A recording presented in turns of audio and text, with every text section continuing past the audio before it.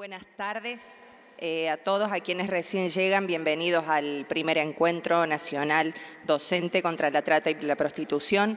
Yo soy Carla Rossi, docente de la Corriente Nacional Conti Santoro del departamento de Colón, Entre Ríos. Por más que mi tonada diga lo contrario, pero yo les juro que soy de Entre Ríos. Somos internacionalistas.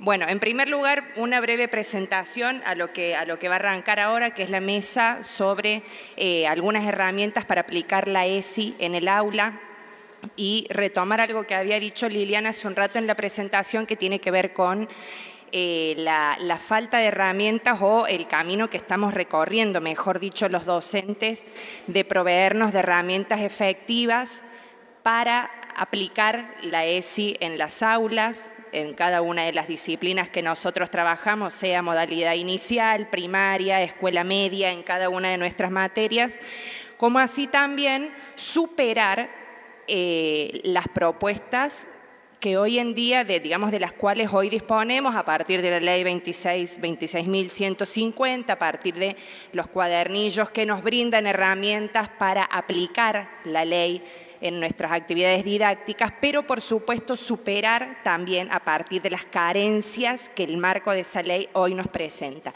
Y una segunda cara del asunto que tiene que ver con la naturalización del trabajo de la prostitución en el aula, en el colectivo de mujeres y en nuestra sociedad.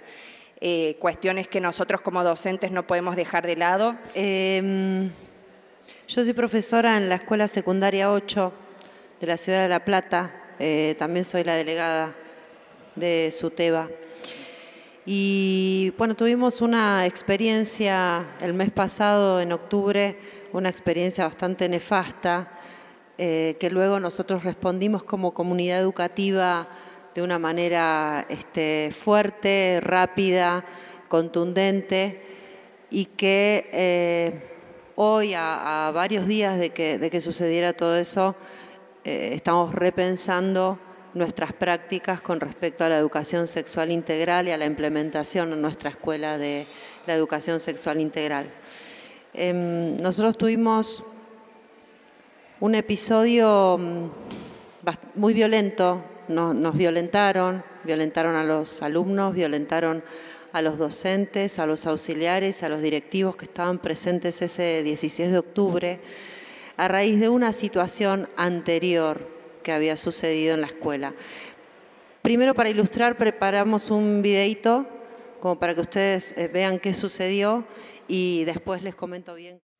Se cambian los valores de las cosas. Ustedes están cambiando los valores de las cosas. Hay una ley, señor. Hay una ley nacional. Escuchame, querida. Vos sos mujer y yo soy hombre. ¿Sí? No voy a obedecer tu ley perversa que me somete a mí y a mi familia, que le tenga que decir que la sexualidad es un constructo social. No es un constructo social. Si sos mujer, tenés vagina. Si sos mujer, tenés vagina. Y si sos hombre, tenés pene. Y eso no es ningún constructo social. Si querés, te podés ir al baño y te podés mirar vos. Ahora, lo que te acontezca a vos internamente es una cuestión tuya que yo no te voy a discutir a vos. ¿Está? Entonces, no es así. No cambiemos los valores de las cosas. La biología... Si tienen tanto problema, manden a sus hijos a escuelas privadas, entonces. ¿Es abogado? Una interpretación. Mirá vos. Qué bien, qué bárbaro. Sí, todos tenemos una interpretación de la realidad. ¿Qué tenés vos? ¿Qué sos vos? Es una interpretación. ¿Cómo le vas a estar preguntando eso? ¿Te parece a vos? ¿Te parece correcto? Yo también soy ser humano. Yo también soy ser humano. Que tengo pene porque me identifico con el sexo masculino. Y eso es. Acá Es una escuela pública, señor. Es una escuela pública, señor. No, vamos a acabar con todo. Como se persigue a los narcotraficantes, vamos a perseguir también a los aborteros. Vamos a abrir todas las clínicas abortistas. Hasta abajo de la cama los vamos a perseguir. ¿Sí? Hasta que no quede ninguno. Así de sencillo.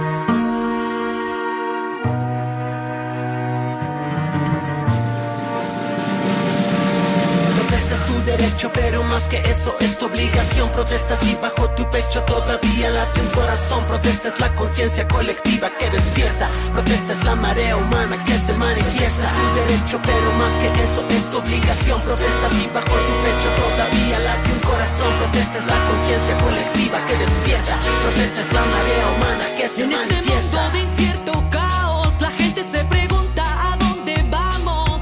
Si somos libres o somos esclavos, ya no existe diferencia en el agujero en el que estamos. Tenemos el poder de encontrar la salida, de construir unión, de buscar alternativas, pero también la responsabilidad de cambiar nuestro futuro y ya no dejarnos más.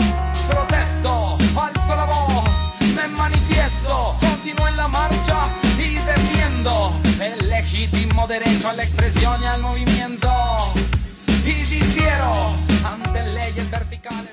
Lo que nos interesaba que se pueda ver es primero el ataque que se sufrió, pero hay un raconto, hay un antes de estas personas que vinieron ese 16 de octubre, que es parte del problema que planteó también, que planteaste al principio, cómo bajar la educación sexual integral a las aulas, de qué manera. Entonces, que uno tiene que ver con la capacitación. En la escuela secundaria 8 lo que se hizo fueron jornadas de ESI. Las hicieron los compañeros del turno noche, se hicieron 2 días de jornadas del 27 y 28 de septiembre. Fue una situación muy violenta, fue una situación en donde uno se sintió avasallado. La escuela es un lugar donde nosotros tenemos que cuidar a nuestros alumnos y también sentimos en gran medida que con esa situación a la que estuvimos expuestos todos los descuidamos. También uno dice, ¿cómo pudimos permitir que esto nos pasara? ¿No? No teníamos la culpa, pero igual uno siente que si estos tipos hubieran agarrado alguna de las alumnas, de los alumnos, hubieran avanzado más, o al día siguiente esto ya estaba en todos los medios.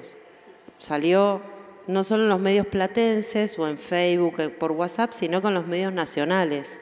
Por favor, vengan, que hay 2 personas que no puedo sacar de la dirección. Entonces nosotros ni nos habíamos enterado que habían entrado otras 2 personas. Habían entrado 2 personas diciendo ser de la agrupación Padres de Familias Cristianos, con una nota exigiendo que la dirección de la escuela les comente cómo se está aplicando la educación sexual integral en la escuela, en la instancia de ver cómo seguimos y cuáles son las carencias que tenemos, porque la carencia me parece que pasa por nuestra capacitación. La educación sexual integral atraviesa todas las materias, todas las áreas. Atraviesa todas las áreas.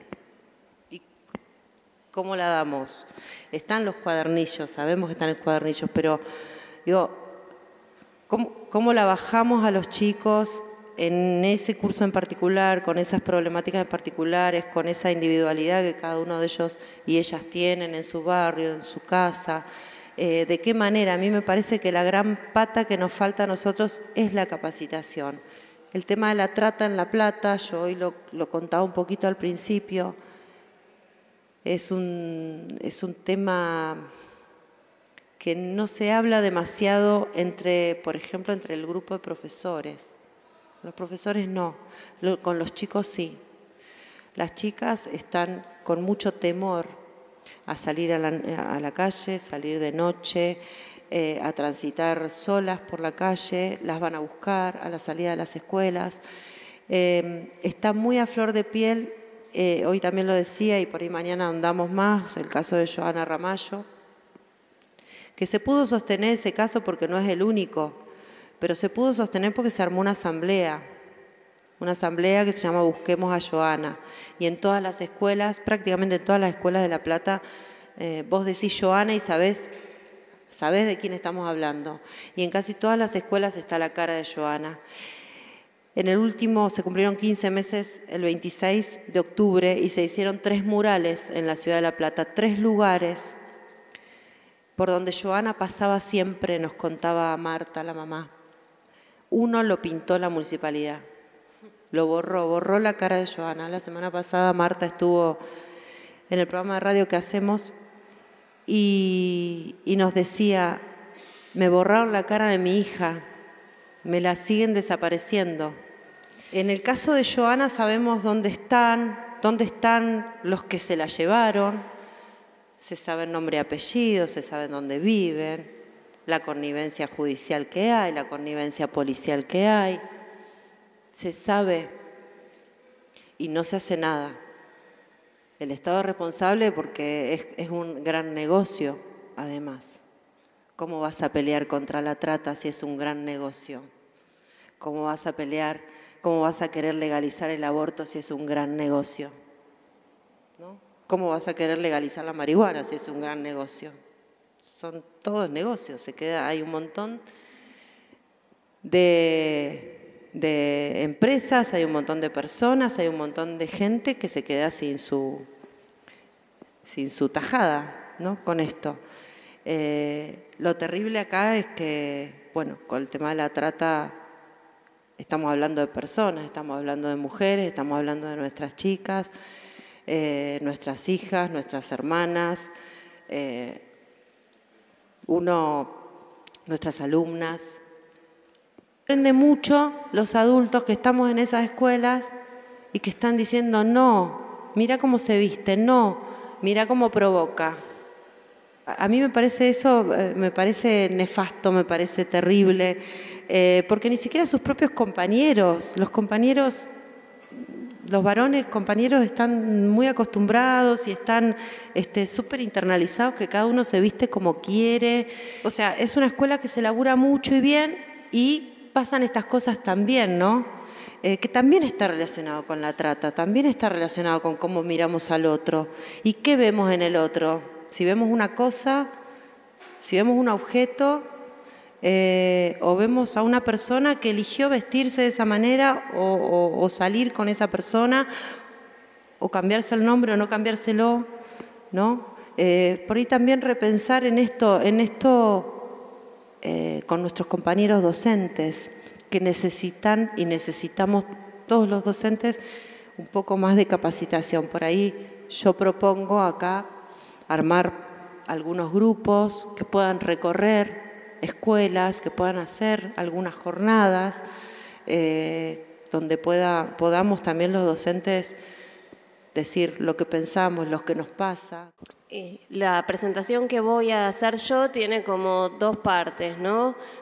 Por un lado, la excusa es presentar este libro, Flores de la Gran Ciudad, pero se los voy a presentar pensado como material para el aula y qué discusiones pueden dar los docentes con ese material. Lo que queremos intentar pensar es efectivamente esto, ¿no? Cuando los docentes nos organizamos para hablar de trata y prostitución y la necesidad que tenemos todos de disponer de materiales para desarrollar ese trabajo.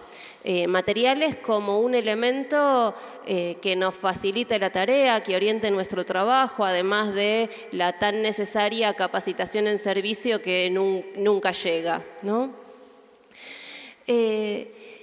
Flores de la Gran Ciudad, yo les contaba un poco en el bloque anterior, digamos, fue un libro que editó Ediciones R&R a partir de cómo Januca Lorengel, que es su autora, le acerca el material a nuestra compañera Rosana López Rodríguez en el Foro Feminista de Bruselas, aquel creo que fue un 7-8 de marzo, digamos, que se contactó con ella. Y obviamente cuando Rosana lo terminó de leer en el avión para volverse a Buenos Aires, ya tenía una decisión que iba a discutir con nosotros, sus compañeros, que era que ese libro tenía que editarse y que teníamos que hacer el mayor esfuerzo de difusión de ese trabajo, que obviamente el libro hubo que traducirlo, hubo que editarlo, ponerlo en caja y sacarlo, y obviamente pensamos un precio de venta al público muy, muy barato para que pudiera ser accesible a los docentes y a los estudiantes. Y yo, antes de arrancar y contarles el libro, digamos, quería comentarles 3 experiencias que estuvimos haciendo en donde les puedo asegurar que este material está testeado, que se puede trabajar en el aula y que tiene realmente, y quiero decirlo, un éxito rotundo. 2 compañeras de la Corriente Nacional Docente Conti Santoro en Chivilcoy, provincia de Buenos Aires, Daniela Posic y Eugenia Cáceres, decidieron con sus alumnas empezar a trabajar este libro. Y te escuchaba vos, Lili, que dabas teatro y efectivamente ellas trabajan en la Escuela Secundaria número 8 de la Carlos Gardel, y es una escuela orientada en música. Una es profe de historia y la otra es profe de ciudadanía. Y obviamente dijeron, bueno, en materia de educación sexual integral queremos desarrollar la perspectiva abolicionista y el libro nos viene como anillo al dedo.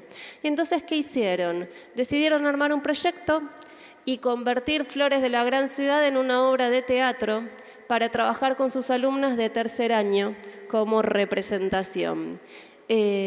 Para representarla en la Semana de la Música, en la muestra que iba a ser la escuela. Las alumnas están concurriendo a la escuela a ensayar a contraturno, ¿sí?, para poder efectivamente realizar la puesta. Y las compañeras nos relatan cómo cada instancia cada jornada de ensayo se convertía en una jornada de reflexión, no solo sobre la problemática de la trata y la prostitución, sino también sobre diferentes aspectos de la educación sexual integral. Y les traje imágenes, digamos, de 2 actividades que hicimos en 2 escuelas, en el CEN 53, donde yo trabajo, y en el Normal 4, donde he sido invitada por un grupo de docentes de la escuela. Ahí mi enlace es Nancy Yulán, que está ahí en el público, y ella siempre va y difunde los materiales, y cuando se cruzó con Flores de la Gran Ciudad dijo, este libro tiene que estar en la biblioteca, ¿sí? Y fue, lo llevó, lo ofrece.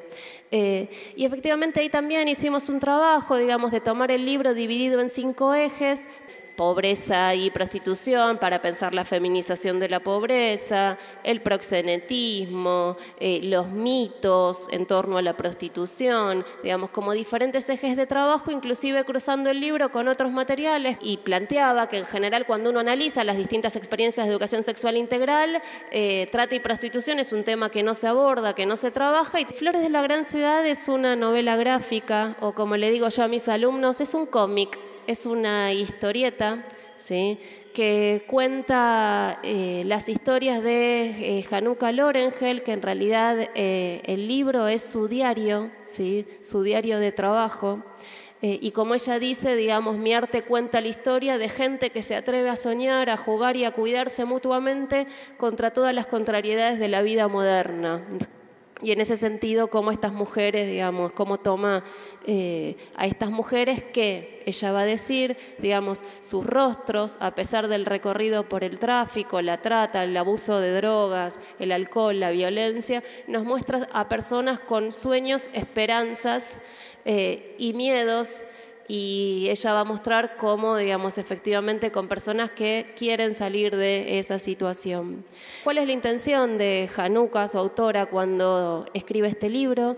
Y es llegar a un público muy amplio que habitualmente no accede a lecturas densas o extensas sobre, digamos, estos temas, y mucho menos en general de temas de los que no se habla, como son trata y prostitución. Y Rosana obviamente nos interpela, bueno, tenemos la ley de educación sexual integral, pero al día de hoy los docentes no tenemos materiales para realizar ese trabajo, digamos, y abordarlo, y mucho menos desde una perspectiva abolicionista, y el libro construye esa perspectiva abolicionista. El libro tiene 2 niveles. Uno es la historia de Hanuka como trabajadora social, en donde entra en contacto con estas mujeres en situación de prostitución. Y en ese sentido la historia tiene un principio y un fin del trabajo que ella hace con estas mujeres.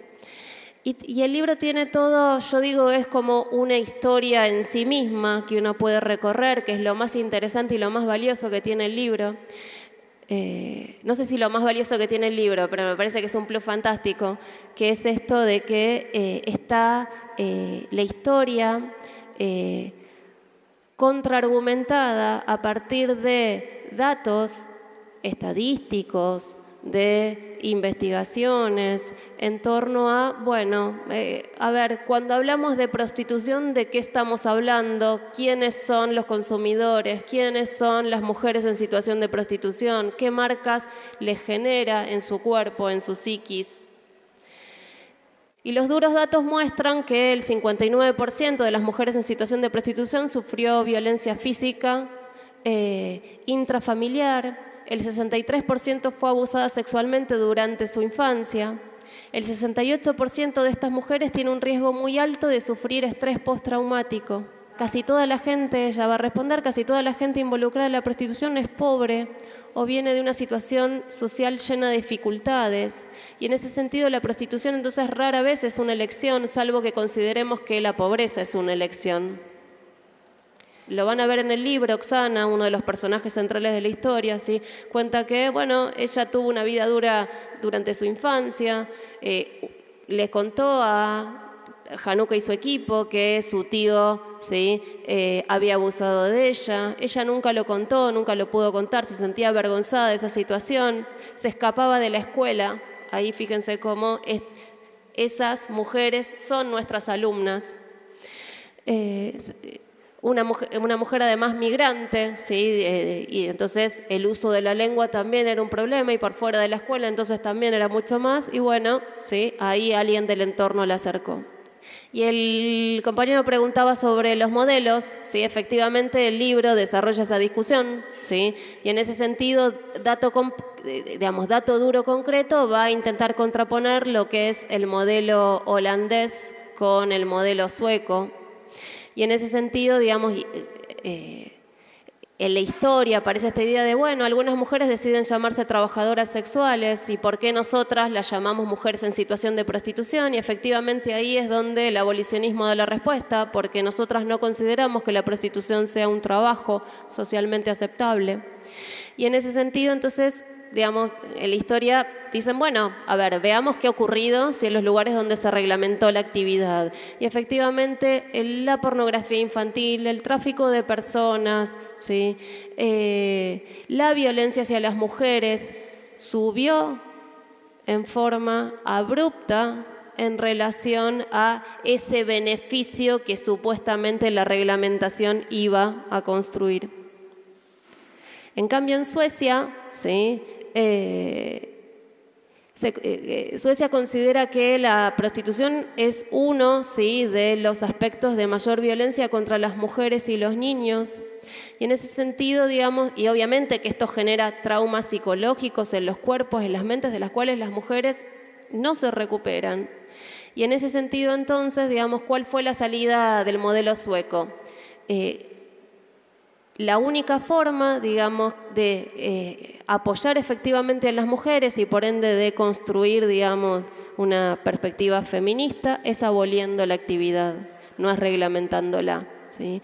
¿Y cuál es el método sueco? Simple, penaliza al comprador de sexo, penaliza al putero y obviamente descriminaliza la venta de sexo y por lo tanto las personas en situación de prostitución no tienen que tener miedo, nadie las va a ir a perseguir, ¿sí? Lo que estamos pensando es efectivamente cuál es la vía en la cual intervenimos sobre eso. ¿Vamos a reforzar el patriarcado o vamos a pensar, digamos, una posible solución, ¿sí? para las mujeres? Y los números son rotundos, ¿sí?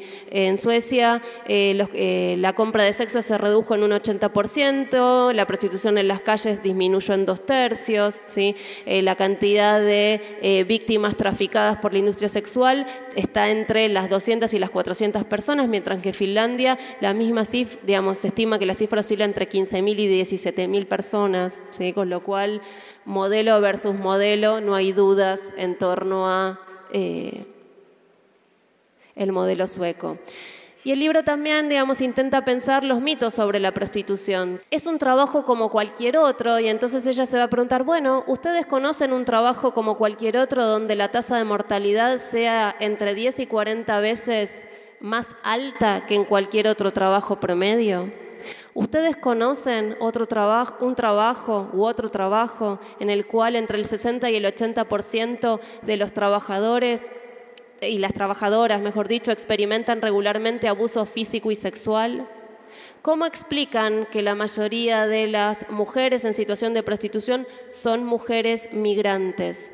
La idea de la elección, bueno, digamos, se ata con lo que planteaba antes. Si entendemos que la mayoría de estas mujeres en situación de prostitución son mujeres pobres y si entendemos que nadie elegiría nacer en la pobreza, difícilmente una decisión que está condicionada por esa situación estructural y que es un recurso de supervivencia, difícilmente sea una elección libre. Y en ese sentido, esta idea, si trata y prostitución no tuvieran nada que ver, no entendemos por qué, si el 62% del tráfico en la Unión Europea va dirigido a la explotación sexual, ¿sí? Entonces ahí, efectivamente, mientras exista la prostitución, la trata va a seguir existiendo. Y esta es la imagen de cierre, que es de una belleza notable, en donde ella, digamos, hace su reflexión final. El tiempo pasó y todavía estamos acá, simplemente con café té en nuestras manos. El viento deja un soplo frío bajo mi ropa mientras estoy parada en la calle, mirando cómo todo se repite como un aparato de relojería. Los autos se detienen, las chicas suben. Los autos se detienen, las chicas bajan. Cada vez hay en sus rostros un poco más de vacío. Entonces, ¿por qué estoy acá parada mirando? ¿Por qué estoy acá escribiendo esto? Y por supuesto lo hago porque quiero que todo esto se termine, responde ella. La violencia, las violaciones, el olor, las jeringas usadas tiradas en el asfalto. Además soy una persona que siente antes que piensa en los reclamos políticos. Lo que más deseo, dice ella, es que se tome conciencia de que estas mujeres son hermanas a las que hay que cuidar. Y por eso el libro se ocupa minuciosamente de explicar por qué la única perspectiva para estas mujeres es el abolicionismo y no la reglamentación de la prostitución. Y obviamente, ¿por qué el lobby proxeneta tiene tanta prensa, digámosle así? Porque es un negocio. Solo analizar, digamos, el caso de Tailandia, la industria del sexo generó alrededor de 6,4 billones en el 2015. Cifra que representa además el 10% del PBI de ese país, ¿no? Obviamente las mujeres somos el tercer negocio mundial luego de armas y drogas. Fíjense en el, ¿cómo se llama? En el podio en el que estamos, ¿no? Y lo mismo que cuenta Januca en sus historias con estas mujeres en Riga, nos lo contó Amelia Tiganus en el Congreso Abolicionista, en donde ella decía, bueno, ¿cómo fueron esos 5 años en los que estuve en más de 40 prostíbulos? Y ella dice, lo transmito con una imagen, un reloj sin agujas. ¿Por qué arte de combate? Porque este libro es un arte de combate, tanto como lo plantea ella como para nosotros. Porque a nosotros los docentes nos permite problematizar en el aula sobre explotación y mercantilización de la mujer, porque nos permite pensar la prostitución, porque la prostitución nos permite, digamos, poder hablar de la feminización de la pobreza y de cómo se fabrica una puta. Porque nos permite medir el negocio de la prostitución y los femicidios inherentes a la actividad. Yo esto se lo digo a mis profes de matemáticas, se los dije en mis escuelas cuando me decían que de la ESI no tenían nada para decir, y yo les dije, no, queridos compañeros, vamos a agarrar los casos de femicidios, porque la tasa de femicidios vinculados a prostitución sí es algo muy, muy, muy alto. Bueno, tomemos los números, ustedes trabajan con los números, no se preocupen, ¿sí? Porque además nos permite abordar la problemática desde el marco del derecho, o sea, los profes de educación ciudadana, de formación ética y ciudadana, pueden ir a buscar los tratados internacionales y ver si Argentina es un país abolicionista y cuándo sacó su, digamos, su tratado, ¿sí? O cómo. Porque nos permite, ya terminó, porque nos permite abordar la historia desde el escenario, es decir, me voy a Riga y puedo hablar de los países nórdicos, ¿sí? Y su relación con la URSS y la caída de la URSS y cuál es su, ¿sí? Examinar su geografía, su economía, su política, ¿sí? Y la vida social también en la región. Porque nos permite desterrar mitos. Bienvenidos, profes de filosofía, así les explicamos qué son los mitos, ¿sí? A nuestros alumnos y entonces trabajamos con los mitos de la prostitución. Y en suma, porque nos permite hablar de feminismo y de abolicionismo. Y es por eso que desde nuestra perspectiva, desde la perspectiva del libro, la prostitución no es un trabajo socialmente aceptable y los docentes con Flores de la Gran Ciudad tenemos un recurso concreto para ir a trabajar una problemática poco transitada en materia de educación sexual integral. Muchas gracias.